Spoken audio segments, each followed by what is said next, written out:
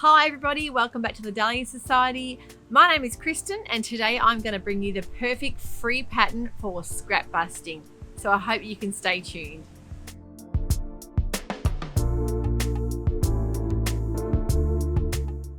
Well, you'll have to excuse this wild windy weather we've got here today in Melbourne. We've had a few days of torrential rain, which is fantastic because it's so dry here at the moment.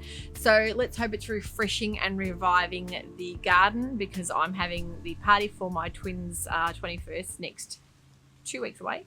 So let's hope it all freshens everything up nicely. So that's all going ahead too. The costumes are well ahead in progress. I am not going to give you any more sneak peeks because I don't want to spoil the surprise for the night. So I'm pretty much all just about done. Maybe you've got one more costume to get through, but trying to be well organised well ahead of time so I can enjoy the night. So getting back to today's pattern, I have got a perfect pattern for you guys. I'm going to do a whole episode on the favourite tops of mine that are free patterns. I will be doing a woven episode and then a knit episode. So they're all my favourite tops that I have made previously and tested out and loved. So I'm going to make sure that they're ones that I have put through the ringer and I've maybe hacked a little bit here and there, and I can let you know all those little modifications that I might have done. So it can save you time and fabric. And always remember to look through your stash, because that's one fantastic way of using up your stash fabrics with a free pattern to almost test out to see whether you want to go ahead and make more and even purchase fabric specifically for those patterns. So leading into the stash fabrics, I have got a big bag of scrap fabrics that are basically just too much of them to give away. As far as meterage wise, you might have, half meter pieces that they're kind of like, you can do something with them, but you're not quite sure what to do. You don't want to be throwing them away because they're perfect for things like pocket linings, interfacings and that type of thing. But sometimes there's a bit too much to do that. Like you might have just under a meter and not quite know what to do with them. It's a terrible waste to just get rid of those fabrics. So I've found the perfect pattern to mix and match fabrics that you might be able to coordinate together to make a top that's a wearable top that I have got on at the moment, and it's the Peppermint Patterns Boxy top or Harvest top. I think there's sort of two names for it, but you'll find it.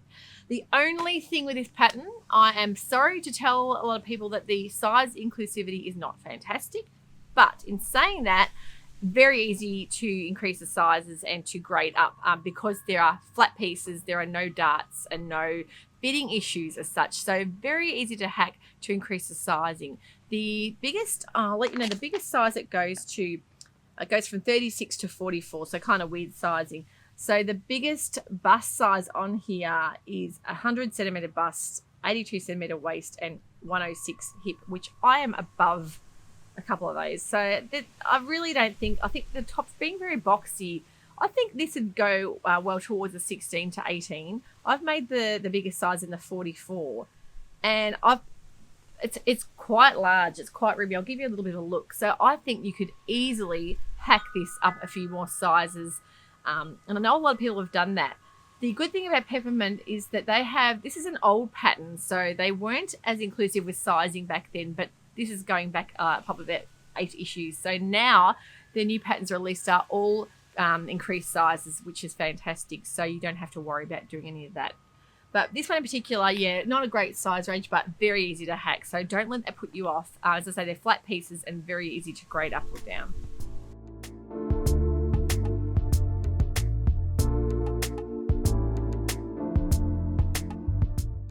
So I'll show you what I've got on and then I'll explain how I've made it. Okay, so this is in a mixture of linen, cotton sateen and denim. And the back, I've got linen, and I've kind of reversed the yoke facing on the back to the front. So I've had this cotton sateen in my stash for quite a while. I bought to use as a lining for an overall that I actually changed my mind with, that's what I do, change my mind a lot. But I really liked the fabric, and I didn't, as I say, I only had half a metre, so not enough to do much with. So I thought I'll look through my stash, and this particular pattern on the actual picture, it doesn't say to block the fabrics and mix and match prints. I actually saw it done with a denim yoke on Instagram, someone had done, and I love the look of that. So I thought, well, why not use my denim that I've got in my stash as a neutral? Instead of using a black or a navy or a white neutral base, I've used the denim as the neutral base to mix and match with colors. So you might have a check or a paisley or a floral. You will quite happily see that go back with a denim. And denim, as I say, being a very neutral color, it really helps bring out bright colors and pop them out. So I love the fact that the linen as well, I had a lot of offcuts of linen that were just beautiful fabric, but not quite enough to do anything with. So I love the fact that I've mixed these three fabrics together. A lot of people have actually done the cuff in a different fabric as well. Now the beauty of this being a really easy pattern, we do it even quicker if you had pre-made bias binding. I actually did it with a facing just to use up that nice fabric that I had. But I think you could easily do this with a pre-made bias binding to save a lot of time. And you basically just got to sew the yoke to your front and then your back. With the back, I've hacked that as well. I actually haven't done the button back.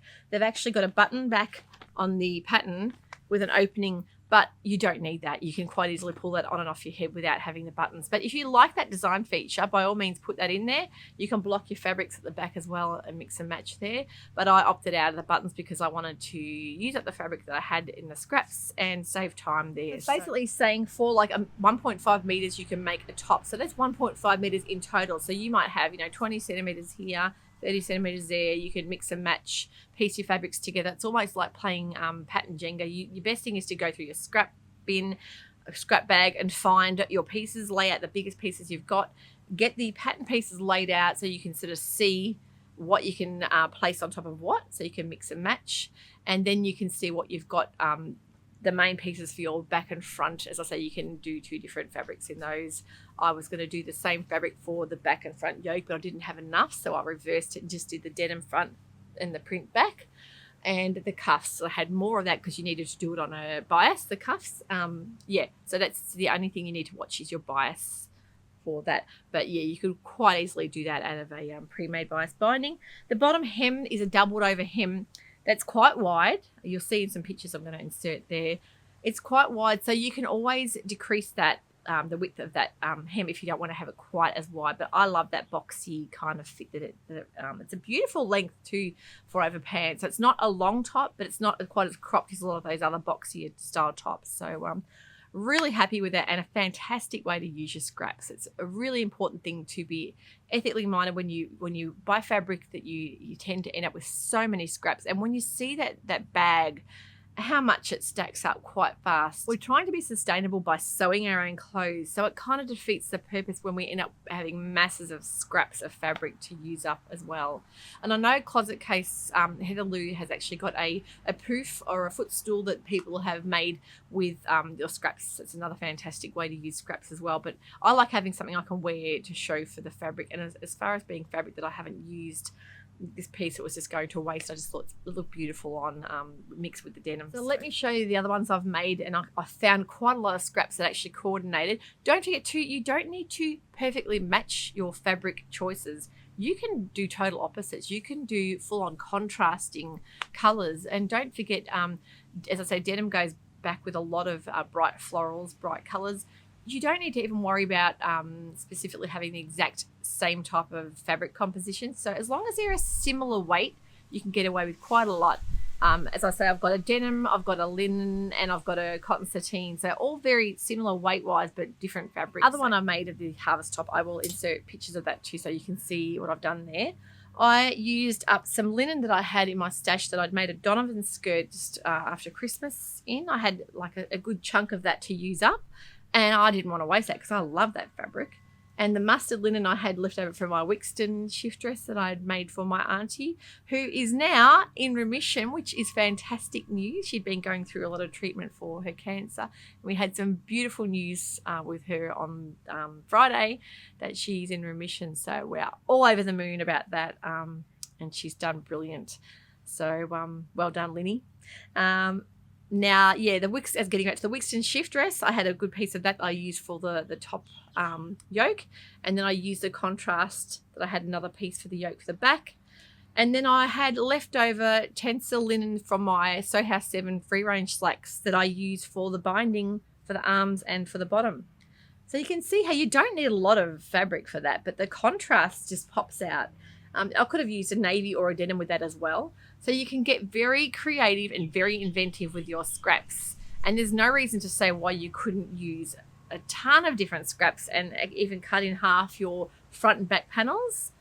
I don't see why you couldn't do that as well. So as I say, I left out the buttons at the back because I didn't want to muck around with those, but you could quite easily put that in for a design feature.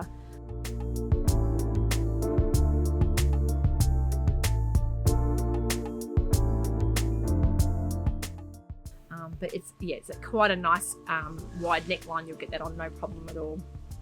The first one I made was in a cotton sateen that was really quite a stiff cotton sateen that I'd made the sleeve cups out of the same, but I found they stuck out a bit too like sort of aeroplane wings, and I'd actually put them underneath and use them more like a facing and stitch them down.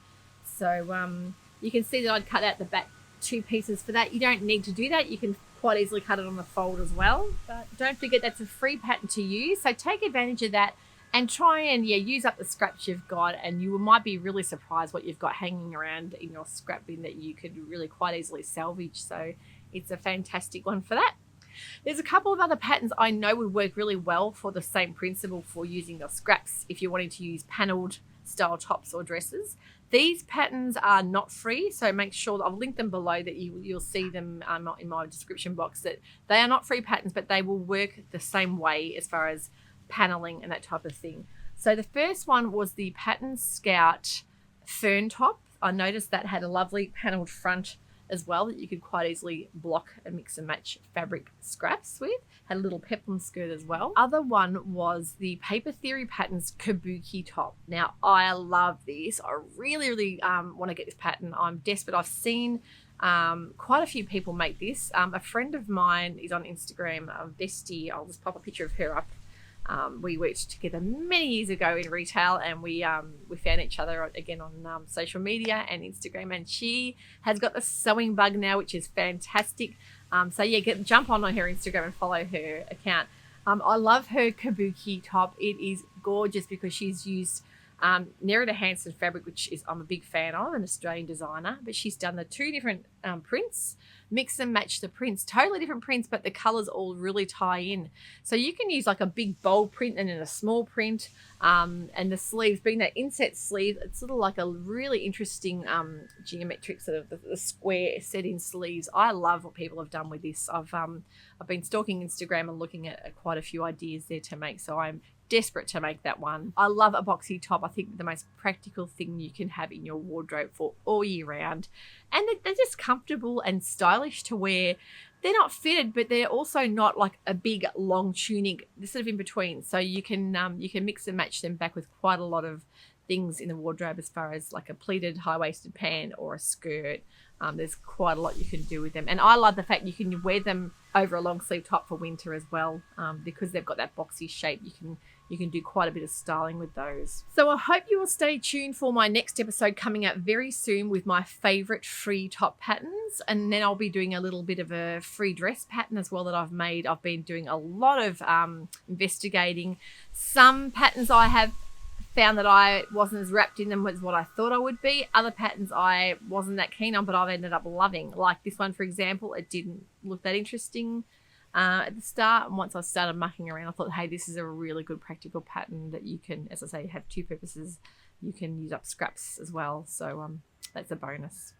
If you liked what you saw today, can you please give me a thumbs up, and don't forget to subscribe to my channel, hit the little notification bell, and you'll be alerted to my next free pattern episode as well. Don't forget to jump over on Instagram and follow me on there. I'm Dahlia Sewciety over there, and on Facebook as well. I'll link all those below as well. So thank you so much for watching, and I will see you again soon for the newest episode. Bye for now.